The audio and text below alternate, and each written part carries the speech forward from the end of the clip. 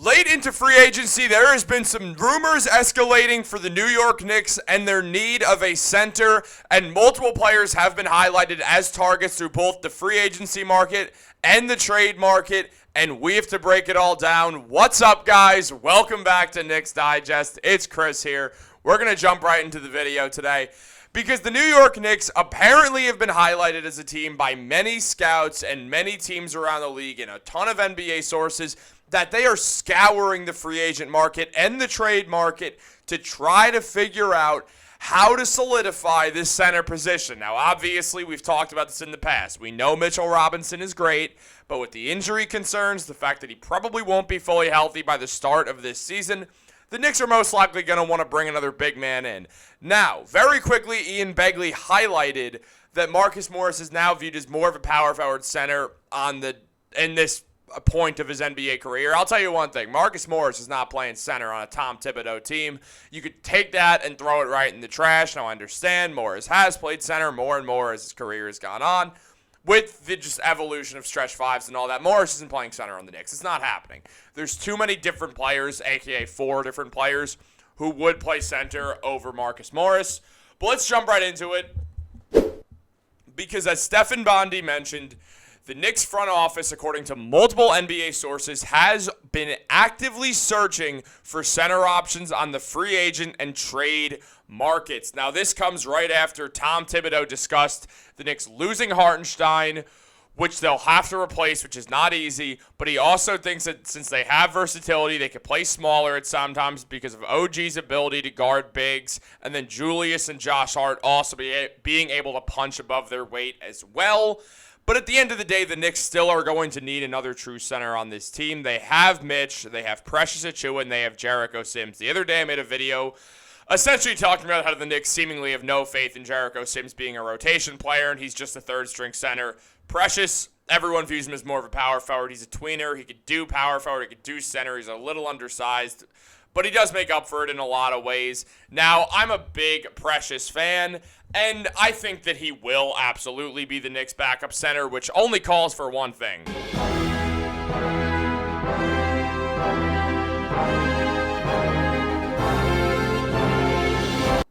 But yeah, essentially Precious Achiuwa, phenomenal player in his own right. He just is physical, he's a good defender, holds his own, good rebounder, but not really a true center. And the Knicks really do want a true center on this team, which is why they've been going through the free agent and center markets. Now, the Knicks do have one roster spot opened. They have signed Chuma Okeke, Marcus Morris, and Landry Shamet to exhibit 10 deals, meaning that if they go to training camp, it's a training camp deal where if you don't make it on the training camp team, or if you don't make it onto the team through training camp, I should say, you can sign with the G League team.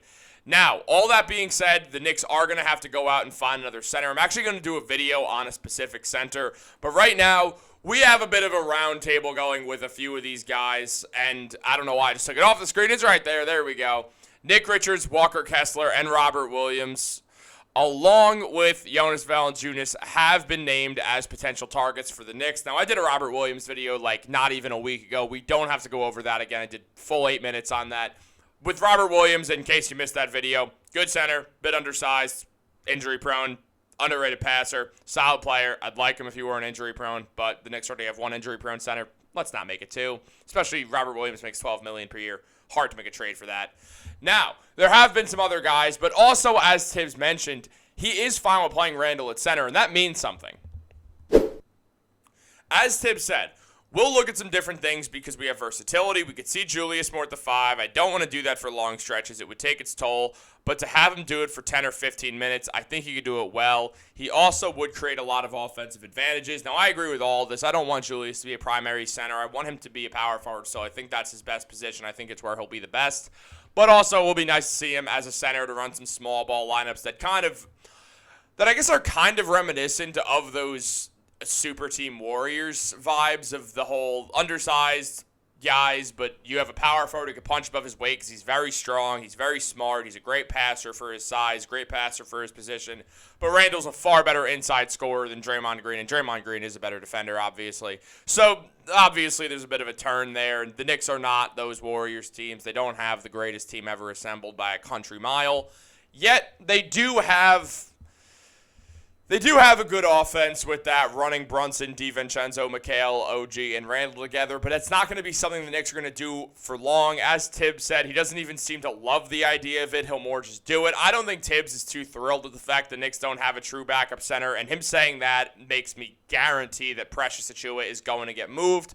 So then you look at Kessler, you look at Nick Richards, you look at Robert Williams, which we already looked at, and you look at Jonas Valancius. I know I've talked about all these guys in the past, but to give just a quick update on all of them, I think a lot of you know where I stand on this because I do like to bring it up.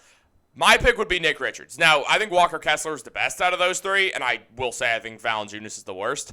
But Kessler is going to cost a lot of money. He's the youngest, he's the cheapest, and he's also the most under contract. Everything screams Kessler is just going to be way more expensive because he's still only 22 years old. And, I mean, let's just go through all their stats, honestly, because it's the only way to really do this and discuss it. Now, Nick Richards, my favorite one, as I was saying, puts up 10 points a game, 8 rebounds, has a lot of room to still grow under Tibbs and Mark Bryant and Fella Harrington, an excellent coaching of big men. I think that Nick Richards is going to take a massive jump. If he could get traded to the Knicks, I think those blocks per game will go up. I think the rebounds per game will go up. The points per game will probably go down just for the amount of shots going around. But Nick Richards is a good player, 26 years old. He has another leap in him. I'm very confident in that. Fouling, not too bad, and that'll certainly improve under the Knicks. I mean, just look at the way that it did with Mitchell Robinson. So that's something to be aware of. I love Nick Richards as an option. I think he's not going to be that expensive to get, because he's not a starter. Mark Williams is the starter for Charlotte, and Mark Williams is the starter of the future for Charlotte. Now, Williams is better than Nick Richards, and that's why. However, Nick Richards, very, very solid center. I love this idea. I think he's your guy. I think you go for him. He adds some post play that Mitchell Robinson doesn't really give.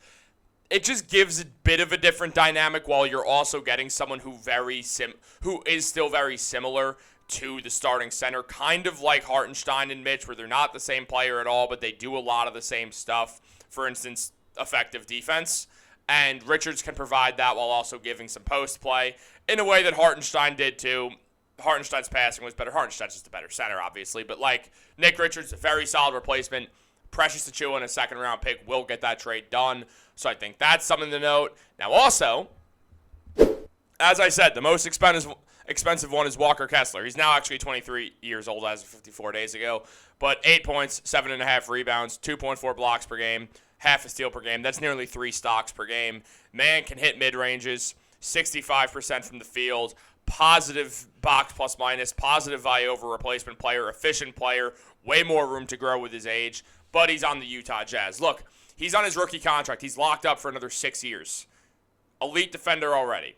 Rebounding is going to improve. Size is going to improve, which is going to help the rebounding. The Knicks would really make him much better, and Danny Ainge and the Jazz know that, meaning they'd probably ask for both the Knicks' protected Wizards pick and protected Pistons pick, along with Precious Achiuwa and or Deuce McBride. The Jazz would just try to take everything they possibly can from the Knicks because, well, Danny Ainge is a weirdo who's obsessed with the Knicks for some reason. I mean, get over it. And now, I don't know, Danny Ainge is just weird. I think we're overestimating Danny Ainge a little bit at this point because, I mean, the man refuses to trade Lauri Markkanen on a team that's not good, and Lauri's like a third option or a third best player on most contenders, and basically every contender, that's where he fits best. But nope, for some reason, they're just going to keep having Lauri play there and add a few more wins to them so their tanking gets worse. So I don't understand what's going on with the Jazz or Danny Ainge there.